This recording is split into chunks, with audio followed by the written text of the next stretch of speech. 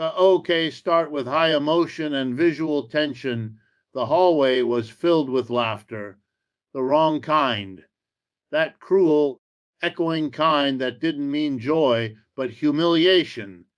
As the crowd circled in, phones raised and recording, three towering football players had cornered her against the lockers. Her books lay scattered, her bag torn open, pencils and dreams spilled across the tiles. You lost, new girl. One of them sneered. She didn't answer. She just stared at them, her breathing steady, her fists clenched, her back straight. And then, with one perfectly timed knee strike, everything changed. How a CT Onan E introduction to the protagonist, new environment, and the social power dynamic. Sophie Martinez had always been quiet. Not shy, quiet. There's a difference. People just never listened long enough to learn it. She and her mother had just moved to Crestwood, a well-off suburban town where high school cliques were more segregated than countries at war. Her first day at Ridgeview High wasn't warm. Eyes followed her like she didn't belong. Her thrift, store clothes, and worn-out sneakers weren't Crestwood standards. But Sophie didn't care about fitting in. She only wanted peace, a new start. And yet peace didn't come easily, not in a school ruled by the undefeated football team, the Ridgeview Lions, and their egotistical quarterback, Chase Donovan. Tall, charming, and mean. A walking storm in Letterman gold. Chase and his crew, Troy and Blake, didn't take kindly to people they couldn't control. Sophie, she wasn't intimidated, she wasn't impressed. And when she walked past them at lunch without even glancing their way, it bruised something fragile inside their overinflated pride. That's when it began. CTTWO, the bullying escalates, emotional challenges deepen. At first, it was small, a drink accidentally spilled on her homework, a locker jammed shut, cruel notes shoved through the slats. People laughed, whispered. Even teachers looked the other way. It was easier that way. After all, those boys were stars on the field and in the town. But Sophie had seen worse. Back home in East LA, survival wasn't about looking tough. It was about being tough. She had started learning martial arts when she was 8. Her uncle, a former Muay Thai fighter, had trained her in a dusty backyard behind their tiny apartment. Not for sport, for life. Never throw the first punch, he'd say. But if they corner you, you finish the fight with one. She hadn't needed to use it in years. Not until Ridgeview. By week 3, the bullying wasn't just verbal, it was physical. They started blocking her path in the hallway, slamming her books out of her hands, laughing like hyenas as she picked them up. And one day they cornered her in the girls' locker room. Chase smirked, standing too close. He leaned in. You think you're better than us, he hissed. Sophie didn't move. Her voice was low. I think you're scared. He shoved her back hard enough that her spine hit the cold metal.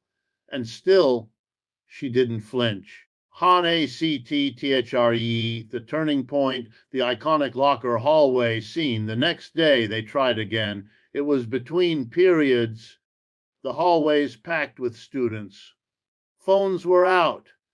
Everyone knew something was about to happen. It was almost like they planned it, like a show. Chase and his 2 goons waited by her locker. When Sophie arrived, they blocked her path. Going somewhere? Troy said. Sophie didn't reply. Chase leaned in again, hands slamming the locker shut.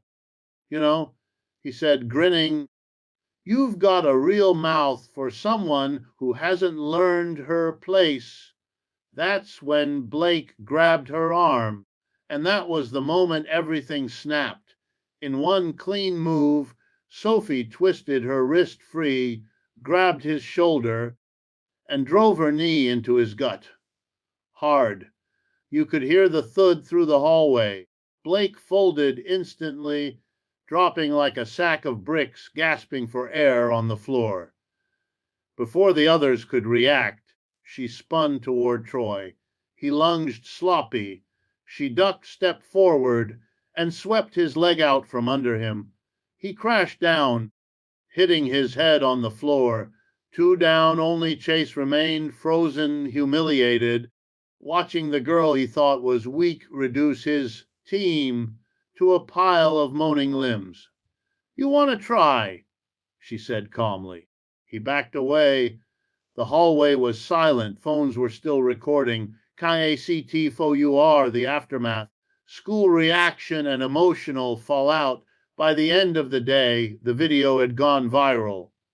Not just at Ridgeview, but all over TikTok. Headlines like "New Girl Destroys Football Bullies" exploded online. Students whispered, stared. Some were inspired. Others were threatened. The school called an emergency assembly. The principal tried to spin it as a mutual conflict issue. But the truth was clear. Three football players had tried to assault a girl, and she fought back with skill, with control. Without hesitation, Sophie was suspended for 3 days. But Chase, Blake, and Troy, they were benched for the rest of the season. Not because the school suddenly grew a conscience, but because a broken rib and two dislocated shoulders meant they couldn't play even if they wanted to. They're unbeatable. Season ended before playoffs. Sophie returned to school the next week to a standing ovation in the cafeteria, but she didn't care about the applause. She didn't want to be a hero. She just wanted to be safe. That afternoon, a freshman girl, quiet, glasses, hair always in her face, sat beside her. "You're the reason I came to school today," she whispered. "Thank you." And that's when Sophie realized it wasn't just about her anymore. Shen ACT5E, the healing, the legacy, and the rise of something bigger. In the weeks that followed, something changed at Ridgeview. Students started speaking out. Others shared their own stories about the things they'd endured silently: the bullying, the harassment, the fear. Sophie became an accidental leader. She was invited to speak at assemblies, to sit on the student safety board. But she never gave lectures. She didn't want to preach. She simply told her story. And others followed. Soon, a self-defense club was formed. Sophie led it. Dozens of girls and boys joined. The atmosphere at Ridgeview shifted. The old rules were breaking. Fear was fading. Respect was growing. As for Chase, he transferred schools the following semester. No goodbye, no apology, just gone. Sophie never looked back. Town female message, an inspiring ending for the audience. Sometimes the strongest people are the ones who stay quiet the longest, not because they're weak, but because they're patient. Sophie Martinez didn't come to Ridgeview to fight, but when the world pushed her to the edge, she didn't fall, she rose. And in doing so, she taught an entire school that silence isn't strength, courage is. And sometimes courage looks like a knee strike in a crowded hallway, but more often it looks like standing tall the next day.